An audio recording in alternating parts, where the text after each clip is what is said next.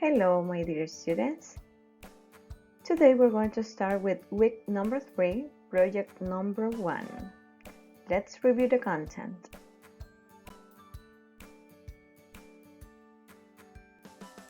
Topic: What if?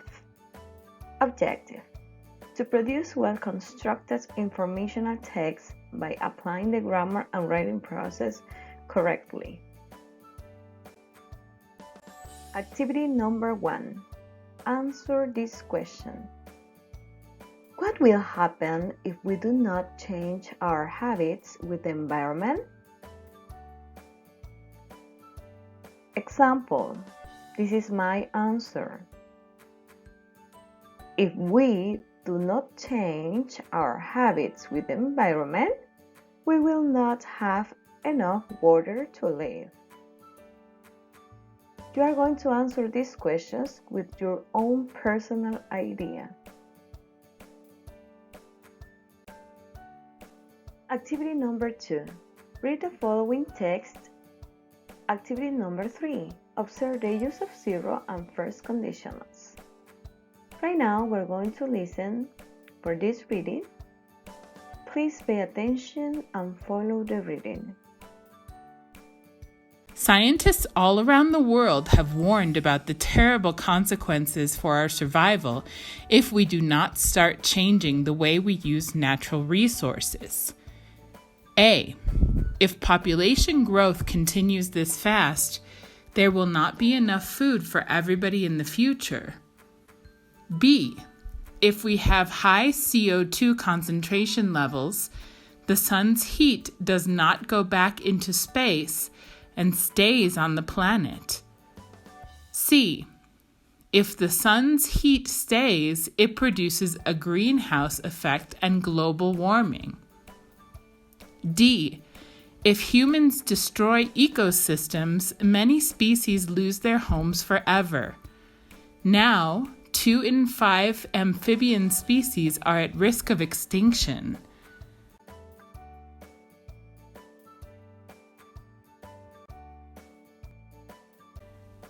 E. If farmers do not stop using toxic chemicals on crops, many pollinator insects will disappear. In some regions, 1 in 10 insect species are in danger of extinction. F.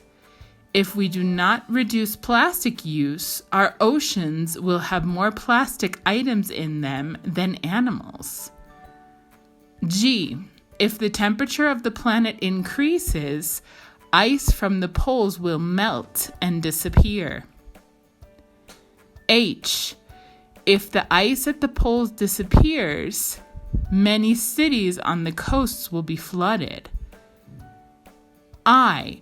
If we start doing something now, we will avoid a sad future.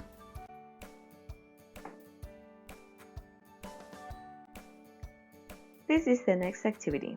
Note: look for the meaning of the words highlighted in orange. In your reading, you're going to find 6 words in orange. These words are growth, go back, crops, increases, melt, and avoid. We're going to look up these words in our dictionaries, and we're going to write the definition or the meaning, obviously in English, over here next to each word, okay? For example, I'm going to start with the first one, growth.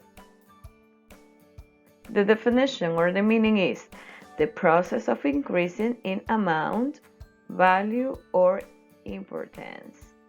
You're going to do the same with the rest of the words, okay? This is just an example. Our grammar class for today is conditionals, okay? What is a conditional? Conditional sentences have 2 clauses. The first one is condition and the second one is the result. Okay, so you're going to find a sentence with 2 clauses. Okay, And the structure is going to be in this way. The condition is going to be formed. The condition is going to be formed with the if clause, okay? And plus the result, which is the main clause. Okay, these are the parts of the conditionals, an if clause plus a main clause. For example, we have as conditionals the 0 and first. They are used in English to describe situations that happen or will happen in the future. Right now we're going to focus on the 0 conditional. I'm going to explain you the structure, and then we're going to practice a little. And after that we're going to learn about the first conditional, okay? So let's start reviewing the grammar. Okay, so we're going to start with the 0 conditional. We're going to start with the 0 conditional, okay? When do we use the 0 conditional?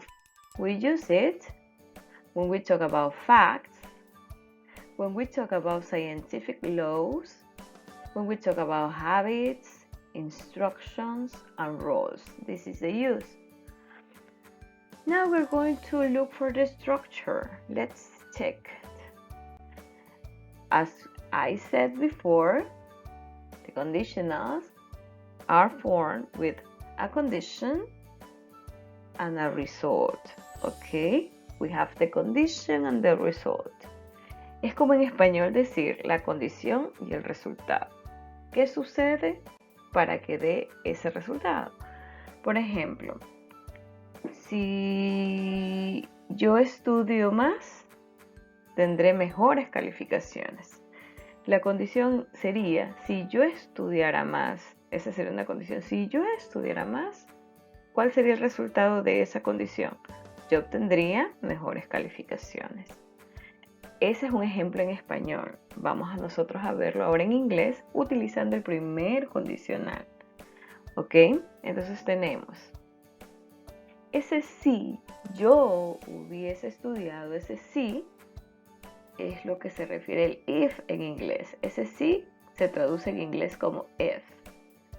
Y ese if va a ir acompañado del simple present tense en el condicional 0.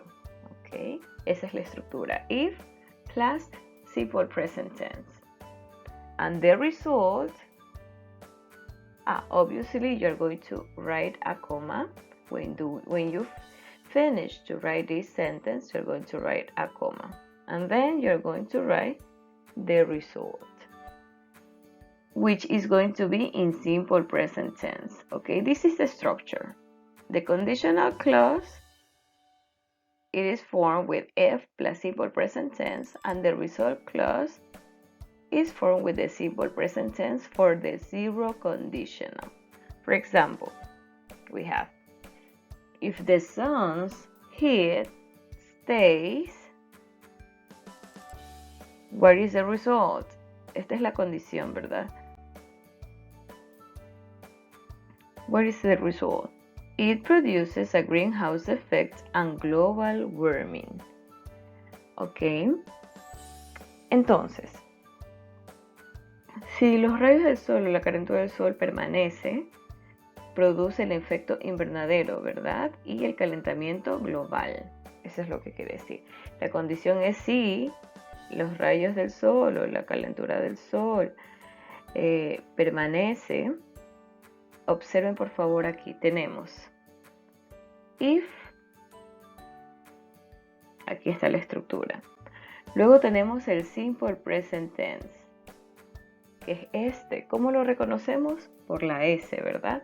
Acuérdense que cuando usamos un verbo en simple present tense, añadimos ES o S al verbo cuando se trata de terceras personas en singular. The sun es tercera persona en singular, porque si yo tuviera que reemplazar sería it, que es una tercera persona del singular. Entonces, yo tengo ahí la estructura. If the sun's heat stays, what is the result? Tenemos que escribir el result en simple present tense. The result is, it produces, aquí tenemos, ¿verdad? el presente simple. ¿Por qué? Por la S.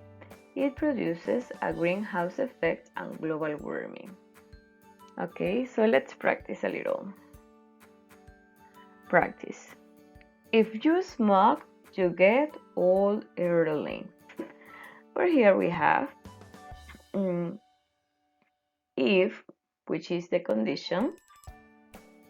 Then you have, this is the first part of the sentence. This is a conditional clause and this is the result clause, right? When you finish to write the conditional clause, you're going to add comma. If you smoke, this verb is in simple present tense because you're going to use if plus simple present tense, right? So if you smoke, what is the result? Simple present tense too. You get, this verb is in simple present tense. You get old early. So that is your first sentence. Si tú fumas, te vuelves viejo más rápido. O envejeces más rápido, right? So, but I also can use, for example, in this way. Here in this sentence, I'm starting with the result clause. I'm starting with the result clause, and then I have written the conditional clause. So, the place of this sentence, the part of the sentences, they are changed. I have started with the result and then with the conditional. What happened with the comma? If I started with the result clause, I'm not going to use the comma in the middle. Solamente voy a usar la coma cuando empiece por la cláusula de condición que me indica que es el if.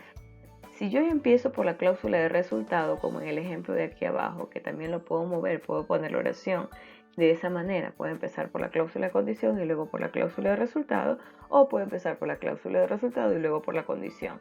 Los tiempos no cambian. Lo que cambia es la coma. Aquí, si yo empiezo por la cláusula de resultado, ya no puedo usar la coma. Y ahí los tiempos se mantienen. Veamos. Esta es la de condición porque empieza con la if. Siempre que yo vea el if, quiere decir que es la condición. Miren, if conditional. Y yo tengo que respetar el tiempo. If más presente simple. Perfecto, aquí está el presente simple, aquí está el presente simple. Y en el result, que es en este caso el de acá, estoy usando solo simple present. No hay if en el result. El if solo es en la condición. Y me está indicando presente, acá está el resultado y me está indicando presente. Entonces, ahí eso se mantiene. Let's check now first conditional. Okay, now we have the first conditional. When do we use the first conditional? We use it probable result in the future for actions in present. Quiere decir que las acciones que yo hago en el presente pueden repercutir en el futuro. Es más probable que sucedan en un futuro de acuerdo a la acción que yo realicé en el presente. Ok, vamos a ver la estructura. Condition. Acuérdense que todas las oraciones condicionales están formadas por dos partes que son condition and result. ¿Cómo estructurábamos la de condición? ¿Cómo identificábamos que era la de condición? Cuando teníamos el if, ¿recuerdan? La de resultado no tiene if. ¿Qué significa ese if en español? Sí, si yo fuera grande, si yo me ganara la lotería, si yo viajara al extranjero, si yo estudiara. Ese sí que me indica una condición, ese quiere decir en inglés if. Entonces, vamos a ver cómo se forma el first conditional. If plus simple present tense. Tenemos la misma estructura, el if, la misma estructura en la oración de condición como la teníamos en el zero conditional. If plus simple present tense. Pero la de resultado va a variar, ya no va a ser la misma que el zero conditional. Observen. Tenemos la coma, obviamente, después de la cláusula de condición va a ir a una coma. Y luego tenemos, en la de result, vamos a colocar el tiempo futuro, future tense. ¿Cuáles son los auxiliares del futuro? Son will for affirmative statements and won't for negative statements. Okay, now we're going to review an example, okay? Pay attention. If the temperature in the room, okay, look at this please. If, close, the temperature in the world increases. This verb is in simple present tense, increases. We add the s or es in the simple present tense when you talk about a third person singular. In this case, we're talking about the temperature. If I have to replace the temperature by a personal pronoun, I'm going to use it, right? So, for that reason, here I use s in the verb. I add s in the verb, increases, for the simple present tense. If the temperature in the world increases, what will happen? What is the result? Okay, look at this. This is the comma. What is the result? Ice from the poles. Look at this. This is the structure for the future tense. Will melt and disappear. Okay.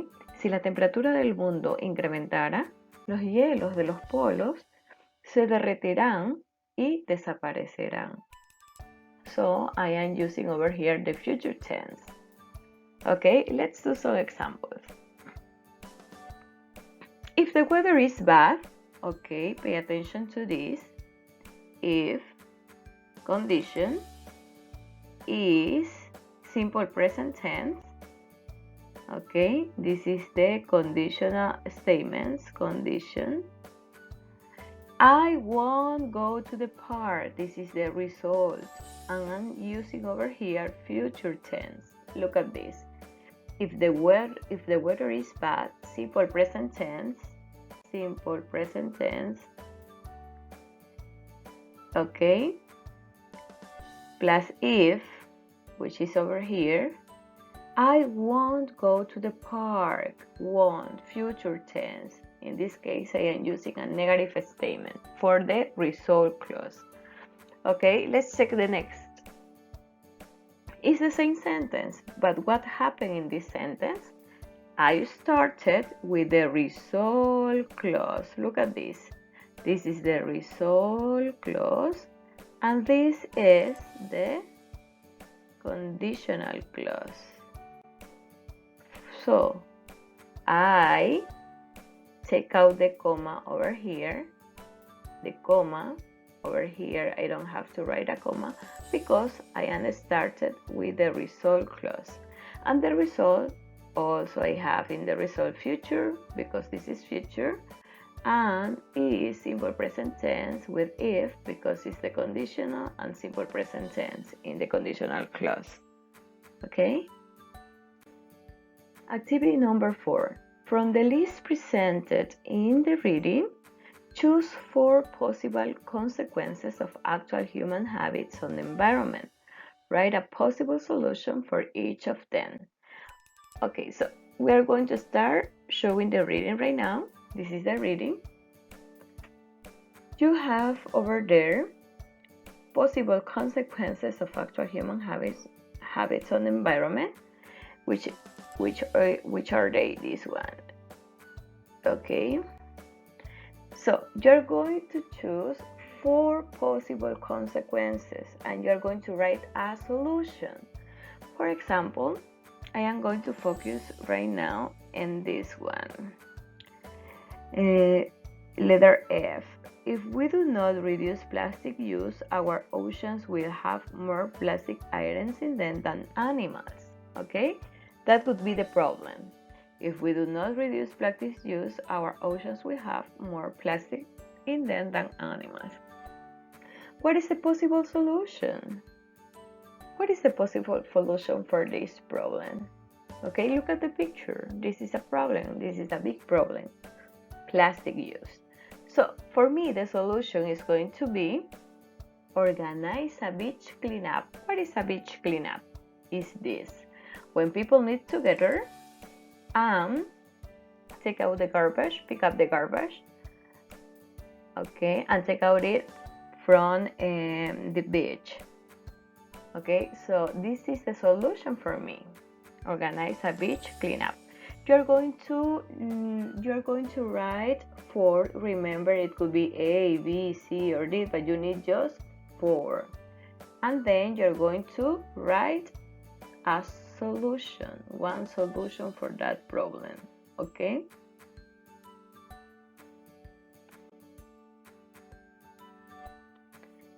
Now, guys, it's your turn. You're going to do the activities and you're going to have success on them because you can. You are able to do what you want. Bye bye, guys. See you next class.